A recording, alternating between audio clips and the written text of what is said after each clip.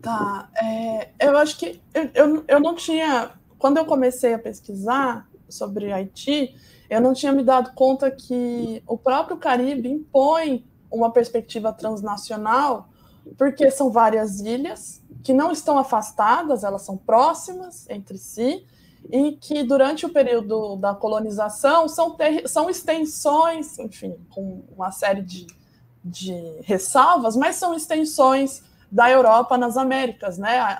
Uma ilha, você tem uma ilha espanhola, a ilha onde está o Haiti, por exemplo, ela era dividida entre uma colônia francesa e uma colônia espanhola.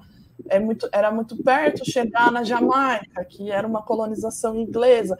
Então, eu só fui percebendo essa questão transnacional no Caribe ao longo da pesquisa. Eu fui me dando conta. Eu acho que daqui do Brasil, às vezes, a gente não tem muita dimensão do que é o Caribe mesmo, e essa proximidade das ilhas, quando eu encontrava na documentação que algumas pessoas tinham vindo de outras ilhas e estavam plenamente estabelecidas no que vai ser o Haiti, né, na colônia de São Domingos, ou que retornam.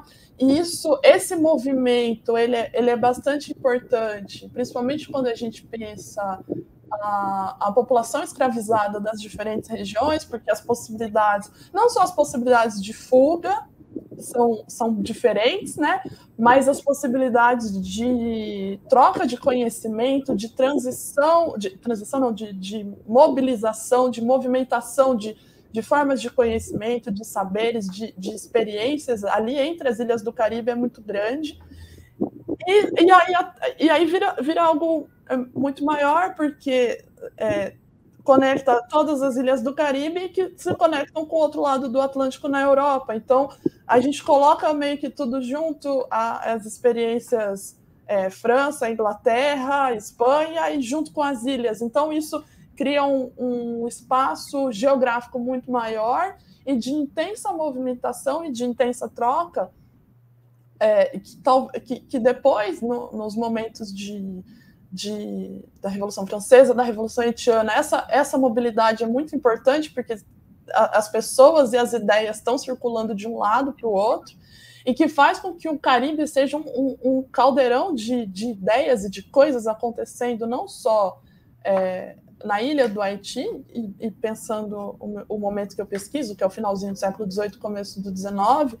Então, a questão transnacional e a possibilidade de mobilidade é extremamente importante para os sujeitos nessa época, porque eles conseguem o acesso a outros lugares, mas também é possível pensar e comparar o que está acontecendo, né? O que um sujeito, uma pessoa saída da escravidão em São Domingos, ela pode ter um acesso ao que está acontecendo na Jamaica, né? E pensar a sua própria realidade, a sua própria experiência por conta dessa proximidade. Ou mesmo as pessoas brancas, quando acaba a escravidão no Haiti, tem essa coisa dúbia, assim, a gente fala muito do haitianismo, do medo que a revolta provoca, mas também existe uma curiosidade entre os brancos que estão nas outras ilhas de saber o que vai acontecer, mesmo entre brancos abolicionistas ou brancos que defendiam a escravidão, de saber, ok, mas o que vai acontecer naquele lugar agora, né? A experiência do Haiti, ela dá medo, mas ela também causa curiosidade, ela também é uma experiência para os abolicionistas, querem muito saber como as pessoas negras vão conduzir o país depois da independência ainda. E aí eu fico pensando que ter pensado um país que não é o Brasil, às vezes eu fico me perguntando por que eu estudo um país que não é o Brasil. E eu não sei muito bem se eu tenho uma resposta, mas me ajuda a olhar para as experiências daqui e dimensionar de uma forma um pouco diferente por que o Brasil é do jeito que é, bom ou ruim, mas né, dentro de todas as possibilidades que já estavam colocadas, se a gente pensar em datas específicas, né, sei lá, na abolição, proclamação da República, etc., dentre todas essas possibilidades que o mundo colocava, né, a gente começa a dimensionar as escolhas que foram feitas aqui dentro de outra forma, quando você sabe que um horizonte maior do que a gente pensava, porque essas escolhas já estavam sendo feitas. Me ajuda a pensar um pouco nesse sentido, de trazer, não necessariamente uma comparação, mas como eu posso dizer? De dimensionar as escolhas daqui e lá. E pensando isso não só nos momentos históricos, mas na própria historiografia. Eu acho que, e talvez aqui no Brasil, e talvez por alguns professores daqui da Unicamp e tal, a gente tem uma coisa da história social com um método de leitura de documentação que às vezes eu não encontro fora do Brasil, e eu fico procurando. Porque também é um pouco do que foi como eu estudei aqui com, sei lá, o Robert Lane, Sidney Chalub, etc. Quando a gente fala em história social, a gente pensa história social no Brasil, a gente pensa nesses nomes, e foi a partir deles que eu comecei a minha trajetória como estudante, depois foi consolidando como pesquisadora. E aí eu vejo isso no trabalho de outros colegas brasileiros que quando não pesquisam Brasil, que é o esforço de pegar esse método que a gente tem e com uma forma muito específica de leitura de fonte, de um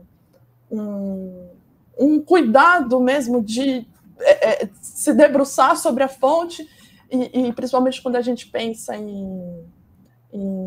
na população escravizada, e encontrar o que esses escravizados estavam fazendo, encontrar a voz desses escravizados numa documentação que não foi feita por eles, sei lá, numa documentação policial, etc. Porque eu não encontro isso para o Caribe, ou para o Haiti, que é o que eu conheço melhor, né? A coisa da Revolução Haitiana tem uma força tão grande que, se você vai procurar por pesquisas que falem sobre revoltas de escravizados, sobre o dia a dia, o cotidiano de escravizados antes da Revolução, ou que não tinham a Revolução como um horizonte na vida, né? Porque nem tinham como ter, são trabalhos difíceis de encontrar ainda.